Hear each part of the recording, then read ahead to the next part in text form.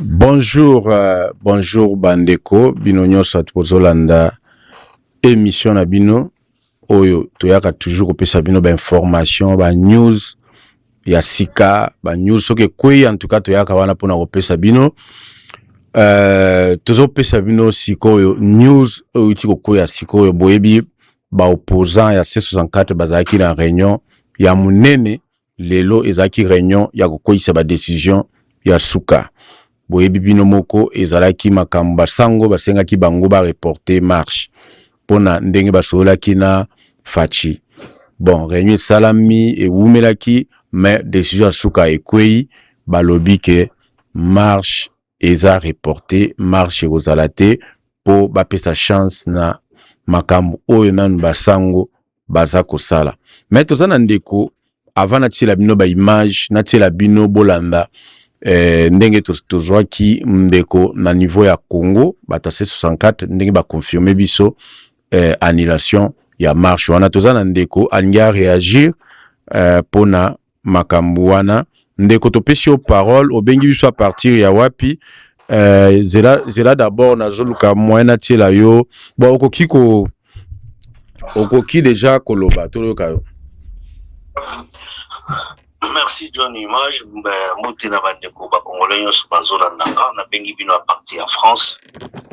Naza tellement décis soki C64 bandimi basango po bandile marche. Déjà c'est que dans la stratégie bila zo jouer pas. Tia kendaki ko benga camarade na enda chimie. Po ba bandile marche ya le 8.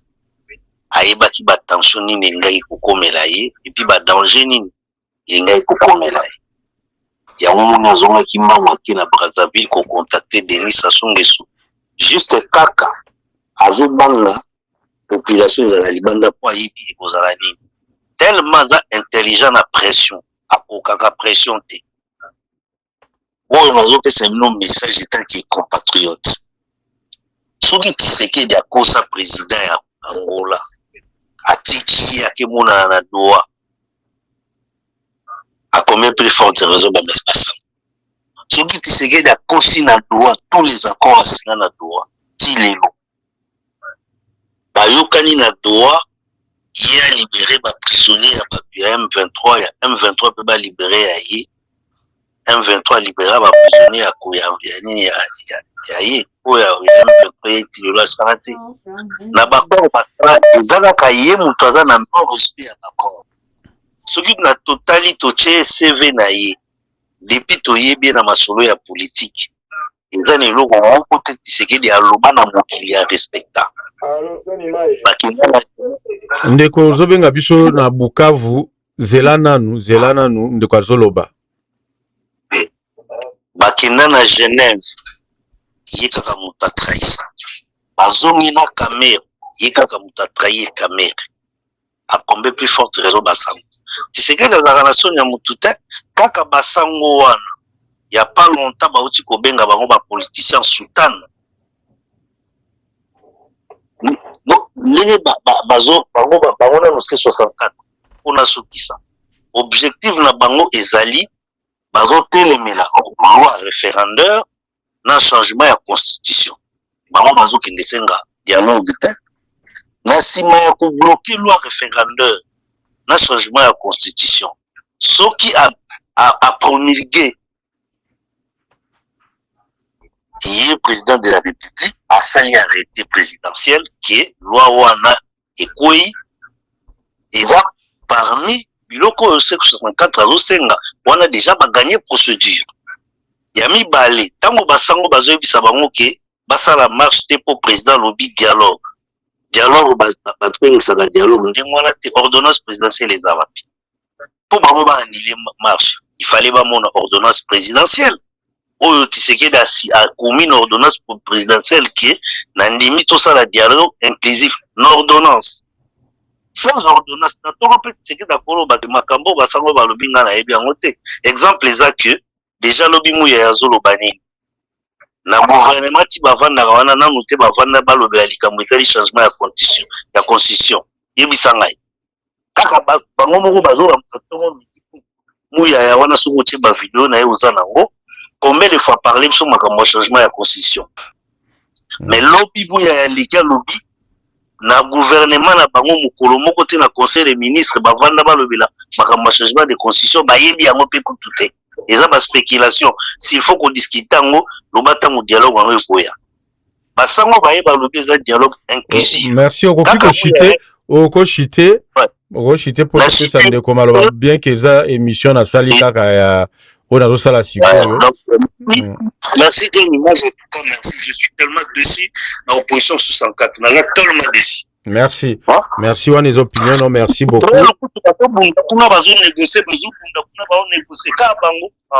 Merci Ndeko merci. Merci beaucoup Ndeko za na Bukavu topesio maloba soko za eloka koloba pona ndenge ba reporter marche. Nazali suna Bukavu te John Image na lingi na pesa kombo te oyebi déjà nani azosola nayo. Bo image ezali nini?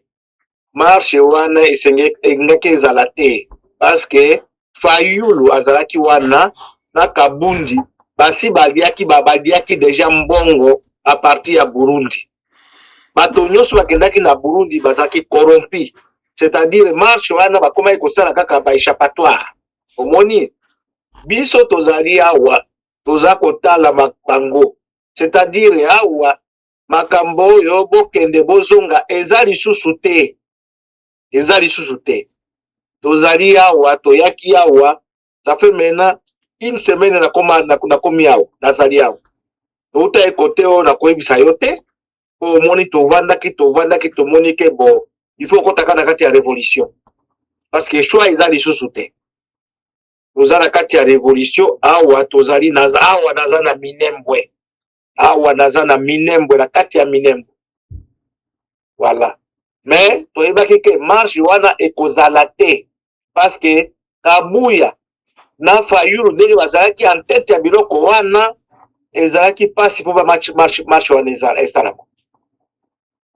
Parce que déjà bango a programmé match le 8 match sengeki za le 8 et loko nini bawelaki bakende pa ya Semir bawelaki nini c'est-à-dire lele tani azalaki na Kinshasa bakutanaki déjà na bango bayokanaki déjà ke bokambo bokitisa motema tokosala makambo biso nyonso tokoyokana na koyeba ndenge tokosala.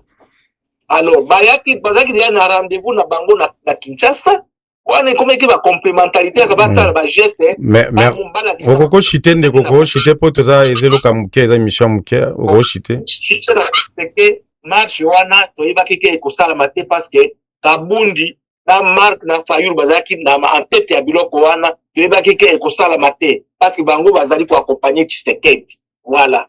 Merci beaucoup. Merci. Voilà. Bandeko bapesi ba wana makanisi na bango mais biso tozomona autre chose ngana yebi na ngake to sito lobaki yango même na live tokotaki ma lobaki na bino botika ko ba Congolais faut botika ka biloko ya bato balembongo ozana ba preuve te oyebi pe bato wana bien te mutu lokola Fayulu ngana yebi c'est un homme intègre akoki kolia mbongo ta olia mbongo nani ba Fayulu bagaya mbongo déjà kala Fayulu tia kokufa aozala na nzala te ata soka bia zo sala te okufa aozala na nzala te pse boyebi ete bino boyebi Fayulu te bato wana bazobundela mboka ya solo et puis na ebisaki bino ke na banda ide ya kopesa ba inquiétude na ngasi bolandi live auto salaki na kopesa ba inquiétude na baki est-ce que ba Fayulu ba ko kapenda koloba non na basango po basango baza partenaire ya opposition depuis kala.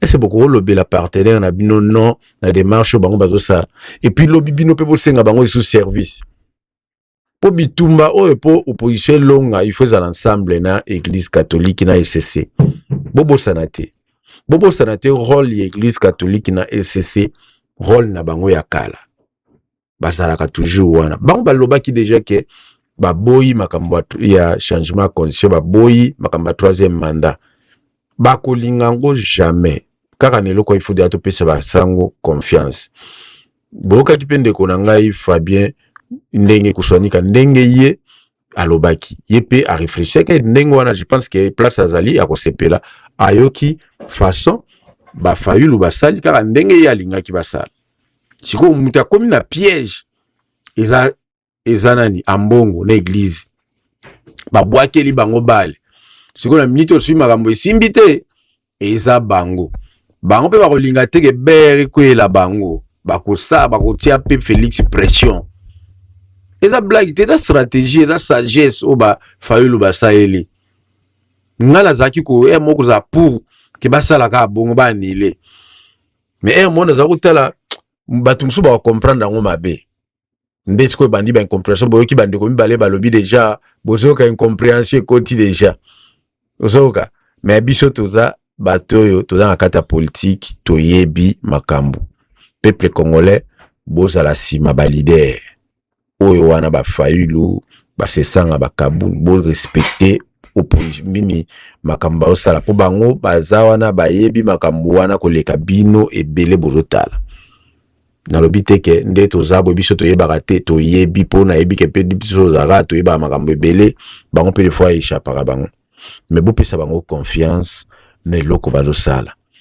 en tout cas bopesa bango confiance na eloko bazosala ekozala malamu mingi ntango tosalaki émission comme na biso bino chaîne oyo ezalaka chaîne ya banews chaîne oyo epesaka bino bainformation ya liboso des fois nanu bozwi yango te ntango na biso bino makambo ya ba-CPI ezalaki ebimaki kaka na chaîne oyo boyoki kabuya ye moko akomoloba makambo ya CPI ebimaki awa ntango nayebisi bino makambo nyonso nayebisaka bino esalamaka awa na chaîne oyo bokontinue kosabone mais ntango toyokaki eloko wana neti marche ekozala ubi ekozala te na 4 émission tobengaki ndeko Ados Ndombasi na émission apesaki badetail ye nda confirmaki biso ke non nini aconfirmaki biso alobi ke non marche eza annulé peut-être nakoki kotia mpona bato oyo bolandaki te nakoki kotiela bino makambo tosololaki na Ados Ndombasi mais eza déjà na communiqué oyo ezali mais totia nano d'abord Ados Ndombasi avant topesa bino communiqué officiel oyo ebimi ya C64 après réunion boloka nano ndenge touti kosola kala mingi te na Ados Ndombasi na émission oyo utaki koleka awa boyoka nano ndenge tosolaki na Ados Ndombasi bolanda que je peux nous donner tout de suite. Nous donnons de la chance à ce dialogue. Il y a un communiqué qui va être lu dans quelques minutes. Donc, communiqué moko bakotangango na minute à ce que zaki vraiment que aussi ça émission té. Dans 5 minutes. Dans 5 minutes, il y a un communiqué qui va être lu. Dans 5 minutes. Dans 5 minutes, est-ce que tu peux patienter dans 5 minutes toujours à communiquer en direct? Non, moi je ne pourrais pas être là. Vous voyez la situation médicale. Ah, naebi. Moi, il faut qu'il y ait déjà. Voilà. Surtout que la tana bande konaebi ke bande ko mususu bakotia yango toko soki tozana en émission toko récupérer yango. Donc ozo confirmer biso ke marche rozalate. Marche rozalate, peuple congolais zala calme. Vous savez, le plus important aujourd'hui, ce n'est pas de brûler le pays, mais c'est de pousser Tshisekedi à ne pas changer la constitution. C'est de pousser M. Tshisekedi à respecter la loi, les lois de la République, c'est-à-dire à rejeter cette loi référendaire au Ekotaki na Cour constitutionnelle. Donc, mais nous demandons au peuple congolais de rester vigilant. Mais comme le cardinal nous a demandé de reporter l'activité et l'église ECC, vous savez très bien que l'église catholique et l'église protestante sont nos premiers partenaires. Donc, c'est pour cela que Tondimi t'ont reporté activité Nabiso. Mais nous restons vigilants, bien sûr. Mais quand même, est-ce que tant Bondimi Bongo, bozomo na moi conséquence té na niveau ya opinion, na niveau ya peuple ou azaki mobilisé, ou azaki déterminé, des fois comme ça, bo annulé, bozomo na ekoki kozala mabete. Nekolangai, le plus important, ce n'est pas de brûler le pays. Aujourd'hui, Tshisekedi aboyaki dialogue, Yemoko a timi déjà dialogue. Tshisekedi a tini loi référendaire na Cour constitutionnelle, mais jusqu'à présent, cette loi n'est pas encore promulguée. C'est pour vous dire qu'aujourd'hui, il y a des avancées. C'est pour cela que nous demandons au peuple congolais de rester calme, de rester vigilant, mais la vérité, c'est que l'activité du 22 est reportée. Ne pensez pas que Bissonioso, Nimaki Yango, mais la coalition article 64, nous sommes un groupe. Quand le groupe décide, nous avons accepté bien sûr de reporter l'activité. Voilà un peu ce que nous avons à dire. Merci beaucoup Ndeko Ados Ndombasi Bandeko Boye. Voilà. Wana boyoki bino moko ezali makambo ya ndenge toyambaki Ados Ndombasi oyo aza na kati ya C64 ye azalaki na kati ya réunion juste na sortie ya réunion biso comme tolingaka tozozela bino information vrai yango tobengaki directement na live oyo toutaki kosala tobengi ye apesi biso précision po biso awa tokoko benga tout le monde. John Image eza média oyo ba politicien tout bayebi bango nyonso bayebi média oyo eza média et accompagner opposition eza média oyo travailler na opposition depuis kala bayebi déjà moyena yamba bato eza pendate na nini oyo moyena yamba isusu eza te na koki ko bandeko batika na ko benga nga parce que ces émission oyo na salaka justement pona bato bazwa information bayebake marche eza annulé biso tokoko benga n'importe qui na opposition wana comme na pouvoir na koko benga mutu nyonso na ko benge ako respecter John Image po bayebi John Image. Donc si on a besoin d'information na koko benga tout le monde mutu soka moni appel à John Image akoyamba po ayebi ke mutu wana da patriote abandi lelote abundelaka mboka depuis longtemps batu bazo respecter pe John Image. Donc yango wana to bengi tozu information na source mais ndenge tozalaki komituna na Ados ndenge Ados Ndombasi totunaki alobaki dans 5 minutes bazotia penda nini communiqué officiel oyo ya C64 après réunion heureusement sikoyo à travers ndeko na ngai Rachel Kisita na moni déjà ache vidéo donc nakoki kosala ke bino pe botala sikoyo boyoka makambu oyo C64 balobi ndenge balobi makambu ya marche ndenge balobi ezala ngwelo kwa 1 minute bolanda. Merci beaucoup Nandeko Rachel Kisita pour la vidéo bolanda. Et du lundi 20 juillet, la coalition C64 a décidé, dans l'intérêt supérieur de la nation et fidèle à son engagement constant en faveur d'une résolution pacifique de la crise, de reporter la marche pacifique initialement prévue le 22 juillet 2026. Cette décision constitue un geste de responsabilité. Elle traduit la volonté de la coalition d'épuiser toutes les voies du dialogue avant d'envisager toute nouvelle mobilisation citoyenne. Elle ne saurait être interprétée comme un renoncement à la défense de l'ordre constitutionnel, ni comme un affaiblissement de sa détermination. La responsabilité de la suite du processus repose désormais sur Félix Tshisekedi et son régime. La C64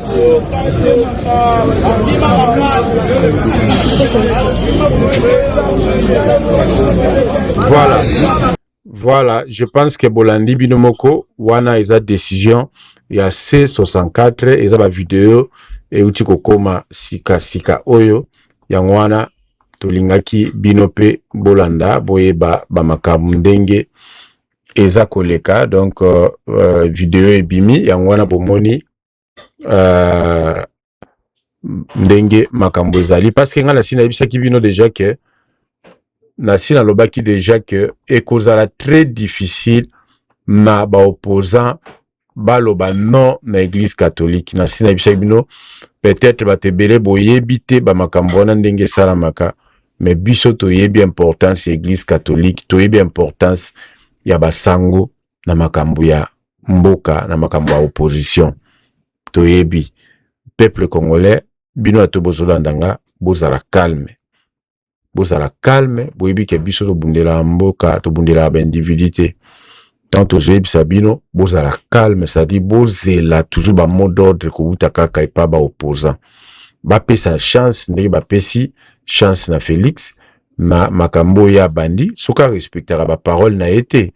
makambo oyo kozongela nde basango mutu bandimi bayebisi ba opposant ke bofanda bozela nanu toke na voie ya dialogue botayela bango boyebi bino moko basango wana boyebi ke batiaka Martin Fayulu Nere bayebisaka ye akota na makambo ya baélection oyo ya buzoba esalamaka wana pona donc ça dit azala na baélection donc bango bamona mabe ke Martin Fayulu azala na élection te mais akotaka bino mo boyebi ndenge ezalaki. Je pense que tour oyo basango bokotia bango lisusu na erreur wana te ya mabe. Je pense que tour oyo bokozwa makambo na bino ame pour que Félix asakana na batu te. Donc je pense que ekosimba tour oyo nazoluka na mona sous vidéo mususu kaka ya réunion wana oyo ekoki kozala mwa mulaye ekoki kozala mwa malamu nazomona pe oyo ya ndeko na ngai Élysée Odia je crois peut-être yaye kozala mwa malamu mwa mulayi muki ata 1 minute 40 secondes je crois donc tokoki kolanda toyeba mpe ndenge ezali natieli bino bolanda isusu video oyo ya communiqué officiel oyo eza koannule marche sur Félix Tshisekedi et son régime.